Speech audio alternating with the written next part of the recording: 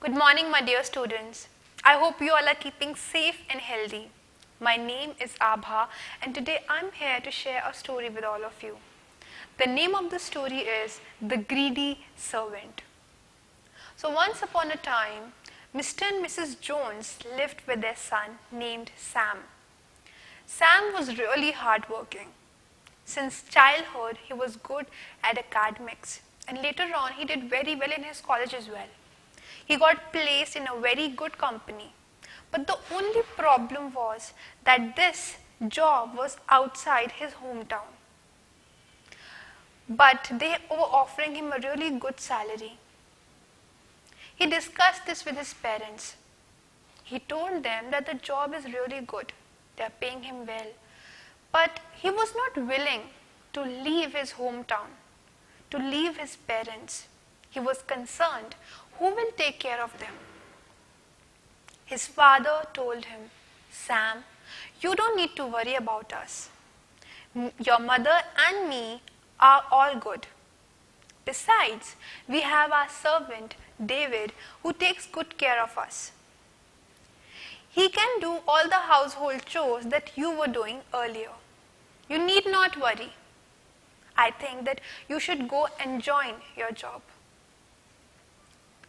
After a few months, Sam decided to move out of his hometown. He shifted to the new city. He joined his job, and he was doing really well. Meanwhile, his parents, Mr. and Mrs. Jones, also started to adjust to the new routine.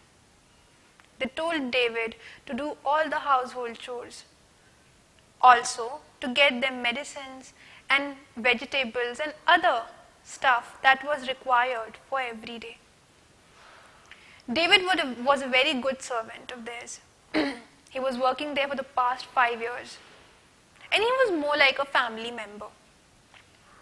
One day, when David came back home, his wife said, David, you're coming so late. What's wrong? I'm noticing that every day you return back home really late. David told her everything. That Mr. and Mrs. Jones were all alone now, and they really needed someone to take care of them, as well as the house. Alone? What do you mean? They don't have their son now living with them? No. So why don't you do one thing? Why don't you bring the food that you cook for them for us as well? I don't think that will be a bad idea. David thought about it. And later on he thought, yeah, it will be okay. I don't think that they will mind. So then from the next day onwards, when David cooked food for Mr. and Mrs. Jones, he cooked a little extra. And he took the leftover food for his wife and himself. They were enjoying themselves. This continued for a few days. And later on, his wife's needs and desires developed into greed. She later on asked David to steal a few household things, from spoons to glasses to bowls to decorative items. David started to collect few things from Mr. and Mrs. Jones' house. After a few months, Mrs. Jones told Mr. Jones that, don't you think a few things are missing from our house? Both of them got suspicious. And then one day when Mr. Jones went for a walk in the morning, he noticed a few scorpions. He collected the scorpions into a small box and he came back home. When he returned home, he handed over the box to David and he said, David, this box is really, really important and precious. It has a few items which are made up of gold. I want you to keep them safe under my bed. David did as he was told. Later, he got busy with dusting the house. After Mr. and Mrs. Jones had had their lunch and they went off to sleep, David was still busy with the household work, but The thought of the box with the golden items was in his head. When he checked that Mr. and Mrs. Jones were fast asleep, he approached the box. He opened it. And as soon as he opened it, the scorpions crawled up his clothes. He shouted for help. Help me, please, get these scorpions out of me. He got scared and he screamed and shouted. Mr. and Mrs. Jones woke up. They brushed the scorpions away. And they told him, David, we very well knew that you were the one who was stealing things from our house. We were also aware of the fact that you were taking food home. But we didn't mind. After all, it was just food.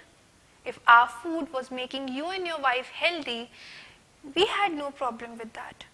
But the problem started where your needs and desires turned into greed. David was very embarrassed.